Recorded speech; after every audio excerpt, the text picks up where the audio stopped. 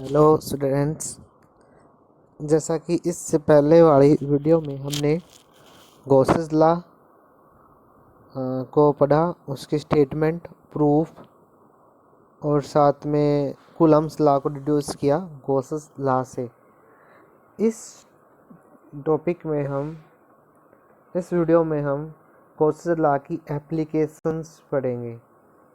देखिए, applications of Gauss's law मतलब अलग अलग चार्ज डिस्ट्रीब्यूशन की वजह से, जैसे कि एक पॉइंट चार्ज की वजह से या फिर उससे ज़्यादा पॉइंट चार्जेस की वजह से जो इलेक्ट्रिक फील्ड इंटेंसिटी है हम वो ऑलरेडी निकाल चुके हैं।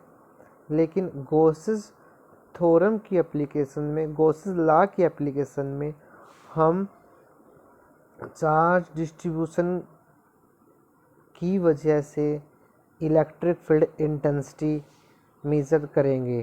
चार्ज डिस्ट्रीब्यूशन क्या होता है?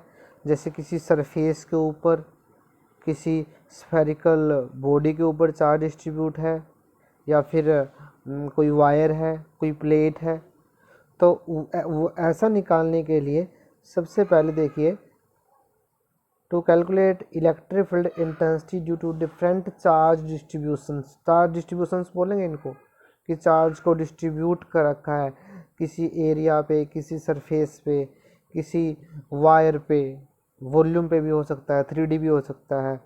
इस पर्पज़ के लिए हमें गॉसियन सरफेस कंस्ट्रक्ट करना होगा। गॉसियन सरफेस क्या होता है? एक इमेजिनरी सरफेस होता है जो सबसे पहले क्लोज सरफेस होना चाहिए। उसकी ये प्रॉपर्टी है, वो सरफेस सिमेट्रिक होना चाहिए। सिमेट्रिक का मतलब क्या होता है कि अगर जैसे पॉइंट है, किसी पॉइंट के चारों ओर जो स्फेरिकल सरफेस है वो सिमेट्रिक होता है। कोई वायर ले लिया हम लोगों ने, वायर से जितने भी सरफेस के जितने भी पॉइंट होंगे वो इक्वी डिस्टेंस पे होने चाहिए। और field on the surface is symmetric. अगर चार्ज सरफेस सिमेट्रिक होगा, इक्वी डिस्टेंस पे होगा, तो इलेक्ट्रिक फील्ड भी सिमेट्रिक होगा। अगर यही पॉइंट है तो क्या कहेंगे हम कि मतलब उस सरफेस को गॉसियन सरफेस कहेंगे। गॉसियन सरफेस अगर हमने कंसीडर कर लिया तो इलेक्ट्रिक फील्ड इंटेंसिटी निकालनी आसान हो जाएगी। तो सबसे पहली जो एप्लीकेशन है वो है field due to an infinite long straight charged wire. कोई वायर है, उस वायर की वजह से इलेक्ट्रिक फील्ड इंटेंसिटी निकालनी है किसी भी पॉइंट के ऊपर। जैसे कि इस डायग्राम में हमने ये वायर कंसीडर कर रखी है, जो अभी मैंने ड्रॉ किया है, एक तरह से वायर है जो पॉजिटिव चार्ज है। Consider consider uniformly charged wire of infinite, यहाँ पे एन नहीं आएगा, ए आएगा, ए uniformly charged wire of infinite length उसकी इनफाइनाइट हमें नहीं पता कितनी है, हैविंग लेकिन constant linear charge density. Charge density क्या होता है समझिए भाई, ये होता है चार्ज पर यूनिट लेंथ। जैसा कि हमें पता है डेंसिटी क्या होता है, डेंसिटी होता है मास बाई वॉल्यूम, लेकिन चार्ज डेंसिटी हो जाएगा चार्ज बाई वॉल्यूम।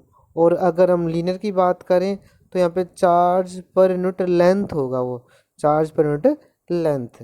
तो लैम्डा जो है ना, चार्ज डिस्ट्रीब्यूशन तीन तरह से हो सकते हैं। अगर चार्ज को किसी वायर के ऊपर डिस्ट्रीब्यूट कर रखा है तो उसको बोल लेंगे लीनियर चार्ज डिस्ट्रीब्यूशन, और वहाँ पर होगी लीनियर चार्ज डेंसिटी। अगर चार्ज को किसी सरफेस के ऊपर डिस्ट्रीब्यूट कर रखा है तो वहाँ पर होगा सरफेस चार्ज डिस्ट्रीब्यूशन, और वहाँ पे जो डेंसिटी होगी किसी भी यूनिट सरफेस के ऊपर जितना चार्ज होगा उसको बोलेंगे सरफेस चार्ज डेंसिटी।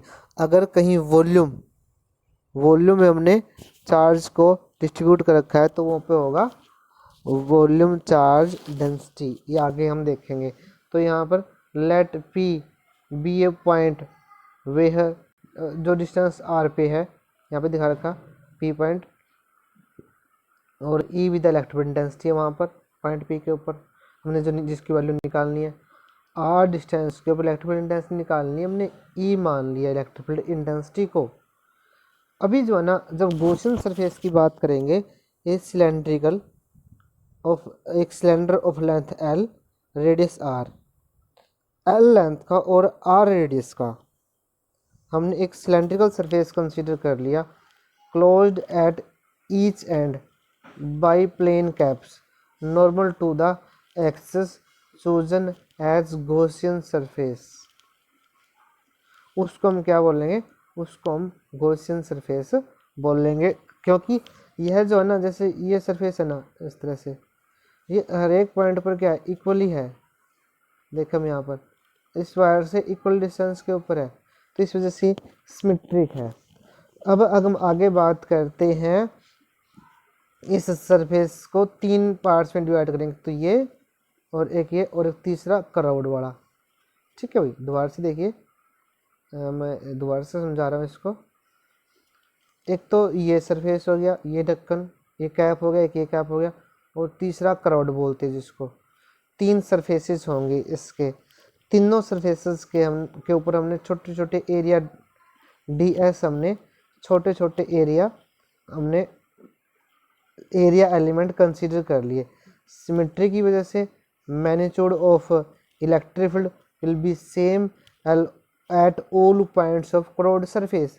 हमें इसी वजह से इन पॉइंट्स के ऊपर, जो कर्व्ड सरफेस के हर एक पॉइंट के ऊपर जो इलेक्ट्रिक फील्ड इंटेंसिटी होगी वो सेम होगी, और डायरेक्टेड रेडियली आउटवर्ड्स होगी। यहाँ पर भी इधर, यहाँ पर भी इधर, इस पॉइंट के ऊपर दूर की तरफ होगी, यहाँ पर भी जैसे दिखा रखे हैं। तो ds भी उसी के अलोंग होगा, दोनों की डायरेक्शन क्या होगी, सेम होगी। और इधर की बात करते हैं, यहाँ पर और यहाँ पर, इन दोनों जगह पर एंगल कितना होगा, 90 डिग्री होगा। कोस 90 जीरो होता है, तो यहाँ से फ्लक्स और यहाँ से फ्लक्स क्या हो जाएगा, जीरो हो जाएगा। फ्लक्स सिर्फ निकलेगा यहाँ से, और वो फ्लक्स कितना निकलेगा वो हम यहाँ पे निकाल रहे हैं। Phi is equal to E dot d s, मतलब E D S cos theta यहाँ पर, थीटा यहाँ पर 0 डिग्री है इस पॉइंट पे और इस पॉइंट पे, इसको हमने 0 कर दिया, तो क्या हो जाएगा, ई इंटू डी एस का एरिया कितना हो जाएगा, कर्व्ड सरफेस एरिया, सिलेंडर का कर्व्ड सरफेस एरिया 2 पाई आर एच के इक्वल होता है। हमने यहाँ से लेके यहाँ तक की लेंथ को एल मान रखा है, तो ये क्या हो जाएगा, 2 पाई आर एल हो जाएगा। और ई और डी एस राइट एंगल्स हैं ईच अदर कैप्स पे, तो वहाँ पर फ्लक्स क्या हो जाएगा, 0 हो जाएगा। तो टोटल फ्लक्स कितना होगा हमारे यहाँ पर, टोटल फ्लक्स हो गया ई इंटू 2 पाई आर एल। अब अगर हम बात करें गॉसिस थ्योरम, गॉसिस लॉ के अकॉर्डिंग, अगर यहाँ पर लैम्डा क्या है, देखिए दोबारा से, ये देखिए, ये पॉइंट देखिए, अगर लैम्डा क्या है, चार्ज पर यूनिट लेंथ है, तो इससे लेकर यहाँ तक, यहाँ से लेकर यहाँ तक, इस जगह से लेकर इस जगह तक कितना चार्ज होगा, लैम्डा इंटू एल के इक्वल होगा, लैम्डा इंटू एल के इक्वल होगा। और तो टोटल चार्ज कितना इनक्लोज हो जाएगा, लैम्डा इंटू एल, तो फाई किसके इक्वल हो जाएगा, lambda l upon epsilon nought. Gauss's law के according lambda l upon q by epsilon nought के इक्वल हो जाएगा। अगर इसको हम इसके इक्वल रखें इस इक्वेशन से, अगर इस इक्वेशन से हम इसके इक्वल रखें, तो हमारे पास ई की वैल्यू क्या आ जाएगी, lambda upon 2 pi epsilon not R के इक्वल आ जाएगी।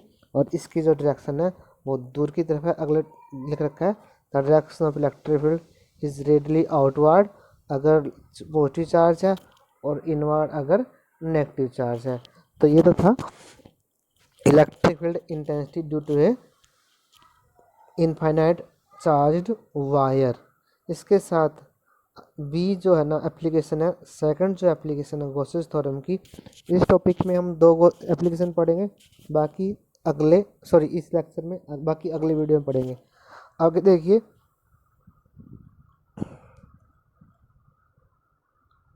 इसमें क्या है, electric field intensity due to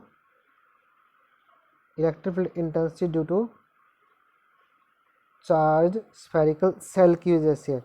कोई भी एक सेल यहाँ पे मान लीजिए, हमने देखो यहाँ पे डायग्राम में देखो एक सेल कंसीडर कर रखा है जिसका रेडियस कैपिटल आर है और उसको उसका एक सरफेस होगा, ये उसका सरफेस है, उसके सरफेस पर हमने चार्ज को डिस्ट्रीब्यूट कर रखा है, पॉजिटिव चार्ज को डिस्ट्रीब्यूट कर रखा है और यहाँ पर सरफेस चार्ज डेंसिटी जो है ना इसकी, उसको हमने सिग्मा कंसीडर रखा है। ये आगे बताएंगे, सिग्मा की नोटेशन होगी सरफेस चार्ज डेंसिटी, और इसके ऊपर हमने टोटल क्यू चार्ज इसके ऊपर डिस्ट्रीब्यूट कर रखा है।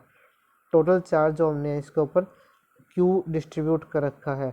तो अगर हम बात करते हैं at a point outside the shell, shell से बाहर एक पॉइंट पी है, सेल से बाहर एक पी पॉइंट है जहाँ पर हमने इलेक्ट्रिक फील्ड इंटेंसिटी निकालनी है।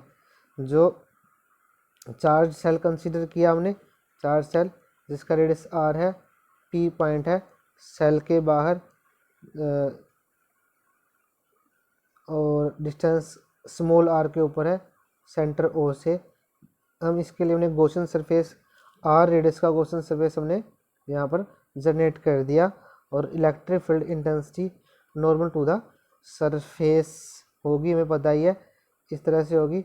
और अगर हम बात करते हैं इलेक्ट्रिक फ्लक्स जो है ना वो क्या हो जाएगा, phi is equal to E D S cos theta का इंटीग्रेशन, तो यहाँ पर हो जाएगा E into D S into cos zero, वही बात है लास्ट वाले पॉइंट की, कोस जीरो 1 होगा ई इंटू डी एस का इंटीग्रेशन, डी एस का इंटीग्रेशन क्या होगा, डी एस का इंटीग्रेशन होगा 4 पाई आर स्क्वायर। तो हमारे पास दूसरा हम देखते हैं गॉसियन लॉ से फाई किसके इक्वल होगा, क्यू बाई एप्सिलॉन नॉट, क्योंकि पूरा जो चार्ज है ना, पूरा जो सेल है वो इनसाइड द, जो हमने सेल कंसीडर रखा है ना, जो सरफेस कंसीडर रखा है उसके अंदर आ रहा है। तो इस सरफेस के अंदर कितना चार्ज आ रहा है, सारा का सारा चार्ज जो है ना ये क्यू, ये जो क्यू चार्ज है सारा इसके अंदर ही आ रहा है। तो इस वजह से क्यू बाई एप्सिलॉन नॉट हो गया और ई की वैल्यू क्या आ गई, Q upon 4 pi epsilon not are square. जो ये सेल है एक पॉइंट चार्ज की तरह बिहेव कर रहा है। अगर हम पॉइंट की चार्ज की बात कर पॉइंट की बात करते हैं, a point on the centre on the surface, surface के ऊपर, तो सरफेस के ऊपर अगर कोई पॉइंट है तो वहाँ पर कुछ नहीं है, सिर्फ इस फॉर्मूले में r is equal to capital R कर देंगे, स्मॉल r की वैल्यू कैपिटल R के इक्वल कर देंगे।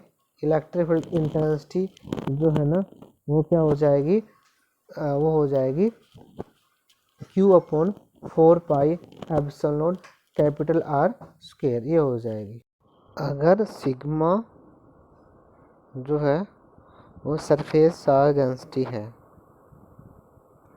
तो सिग्मा की वैल्यू क्या आएगी, चार्ज डिवाइड बाई, क्योंकि हमने स्फीयर को क्यू चार्ज दे रखा है और उसका जो सरफेस एरिया है वो 4 pi are square. Surface charge density क्या होती है, charge per unit surface area, तो सिग्मा क्या आ जाएगा, q upon 4 pi are square हो जाएगा। इस तरह से क्यू की वैल्यू क्या आ जाएगी, sigma into 4 pi are square. अगर क्यू की वैल्यू कम इसे पुट करते हैं तो हमारे पास क्या आ जाएगा, sigma into 4 pi are square divide by 4 pi epsilon not are square. तो ये टर्म कटने के बाद क्या आ जाएगा, sigma upon epsilon naught, surface पे क्या है इसकी वैल्यू फिक्स है। लास्ट पॉइंट करते हैं हम, पॉइंट अगर सेल के अंदर हो तो हमने पी प्राइम पॉइंट कंसीडर कर लिया जो आर डैश डिस्टेंस पे है, p dash point r dash distance के ऊपर है सेंटर से।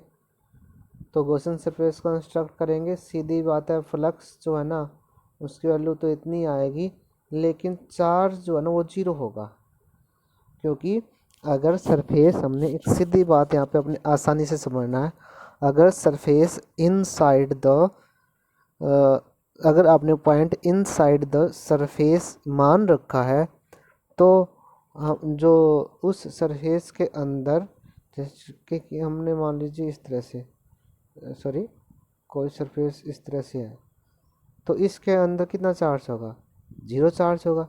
जीरो चार्ज होने की वजह से, चार्ज जीरो होने की वजह से वहाँ पे सिग्मा भी जीरो हो जाएगा, सॉरी जो क्या कहेंगे हम यहाँ पर, फ्लक्स भी जीरो हो जाएगा। फ्लक्स जीरो होने की वजह से इस फॉर्मूले से इलेक्ट्रिक फील्ड इंटेंसिटी भी जीरो हो जाएगी। ये थी दूसरी एप्लीकेशन गॉसेस थ्योरम की, किसी चार्ज्ड सेल की वजह से इलेक्ट्रिक फील्ड इंटेंसिटी। बाकी जो एप्लीकेशंस हैं वो इस टॉपिक, मतलब मैं इसको नाम दे दूंगा second part, applications of Gauss's theorem, second part में पढ़ेंगे।